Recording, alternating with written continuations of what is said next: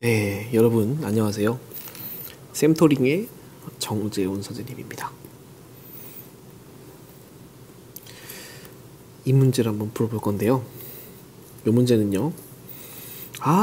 같은 것이 있는 순열 오른쪽으로 5번 가고 위쪽으로 4번만 가면 되는 A 5개와 B 4개의 순서 바꾸는 경우의 수랑 똑같아 보이는 경우의 수를 구하는 거구나 해서 이렇게 생각하면 크나큰 오산입니다.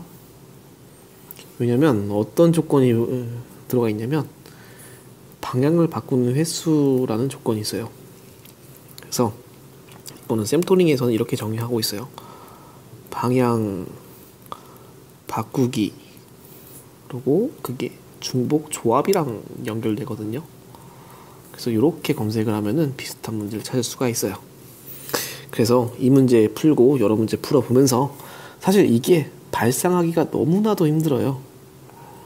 그렇기 때문에 경험을 미리 해보지 못했다면은 이런 문제가 나오면은 여러분들이 크게 혼란을 가지기가 쉬워요. 그래서 이 기회에 공부를 해보면 좋을 것 같습니다. 방향을 총 7번을 바꿔야 되는데 똑같은 게 연속으로 나오면은 방향 바꾸는 횟수에 지장이 없어요. 방향 바꾸는 횟수에 지장이 있으려면은 A에서 B로 가던가 B에서 A로 가던가 해야 되는 거죠. 그러면 이런 벽이 총 7개가 있는 거예요. 그리고 거기에는 각각 이제 다른 종류의 방향이 들어가 있어야 되는 거예요. 그래서 첫 번째는 이렇게가 있을 수가 있겠고, 두 번째는 벽을 먼저 만든 다음에 B부터 오는 거를 생각을 할 수가 있겠죠. 그러면 요거를 복사에다가 옆 페이지에서 한번 풀어볼게요. 얘를 가지고 어떻게 세는지를 보여드릴게요.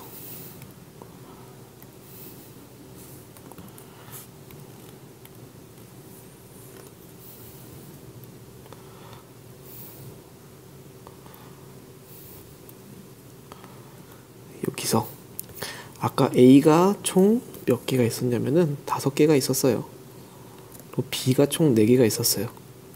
방향 바뀌는 그런 시점이 7개라면 B는 4군데에 있어야 돼요.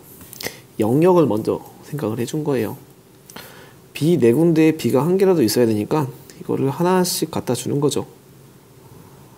그러면 남는 B가 있습니까? 없어요. 그 다음에는 A를 한번 갖다 줘 볼게요. A 영역에다 1개씩은 있어야 돼요. 그래서 1개씩을 배치를 딱 해버리니까 다 배치가 된 다음에 남는 게 딱 하나가 있죠.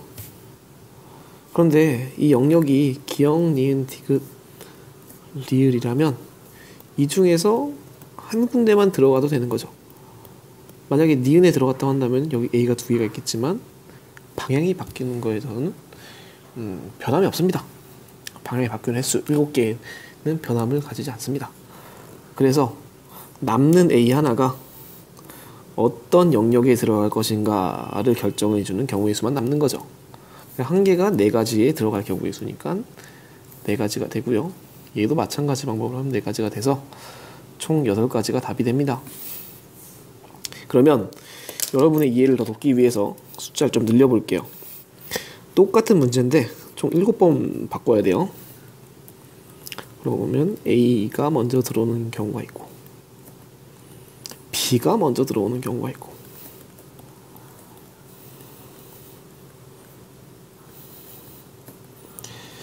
그런데 여기서는 그림을 더 복잡하게 그려볼게요. 이렇게 있어서 A는 총 5개가 아니라 7개 정도로 해보고 B는 6개 정도 한번 해볼게요. 그럼 이 경우에서 몇 개가 되냐면 B가 6개죠. 일단 이 영역은 총 4개에다가 B를 적어도 1개씩은 세팅을 해야 됩니다. 그렇기 때문에 1개씩 세팅을 해버리면 몇 개가 남냐면 2개가 남아요. 2개는 그 영역에 아무렇게나 세팅을 할 수가 있어요. 얘를 기역, 니은, 디귿, 리을 영역이라고 얘기를 한다면 기역, 니은, 디귿, 리을 영역에 추가적으로 B가 들어올 게 몇 개인지를 선택하는 경우의 수가 되는 거죠. 이런 식으로 숫자를 세주면 되는데 이거는 뭐다? 서로 다른 4개 중에서 중복을 허용해서 2개만 선택하는 경우의 수랑 같죠. 그래서 얘는 B 입장에서는 몇 가지 경우의 수가 나오냐면 4H2가지 경우의 수가 나옵니다. 그럼 A 입장도 한번 생각해 볼게요. 다른 색깔 펜으로 한번 생각해 볼게요. A 입장에서는요. 한 개씩 나눠주면은 총 영역이 4개니까요. 4개 영역에 한 개씩 박아야 돼요. 그럼 남는 게 총 3개가 나왔죠. 그러면 기역, 니은, 디귿, 리을에서 4가지 영역에서 중복을 허용해서 3가지를 선택하는 경우의 수가 바로 A가 배열되는 경우의 수입니다. 즉 이거는 서로 다른 4개 중에서 3개를 선택하는 경우의 수인 거죠. 그래서 그 2가지가 동시에 이루어지는 그런 놈이니까 곱의 법칙을 써서 이렇게 계산할 수가 있는 거죠. 얘도 마찬가지고요. A의 영역이 3개고 B의 영역이 또 남는 게 2개가 있으니까 이렇게 계산하면 됩니다. 이거 2개를 더하면 바로 답이 되는 거죠. 그래서 이런 식의 컨셉을 이제 샘토링에서도 검색을 할 수가 있는데요. 이번에 만들었던 수학 자료 중에서 중복조합 부분을 보시면 돼요. 여기 보이죠? 발상이 어려운 중복조합. 이걸 보시면 사실 지금 저랑 같이 풀었던 문제는 사관학교 문제인데요. 교육청 문제 2개가 더 나왔어요. 심지어는 여기 있는 부분은 이제 올해 3월에 나온 그런 문제입니다. 그렇기 때문에 이거 발상이 어려운 중복조합 인쇄하셔서 나머지 문제 2개를 한번 그 컨셉으로 풀어보시면 상당히 좋은 연습이 될 거예요. 네, 수고하셨습니다.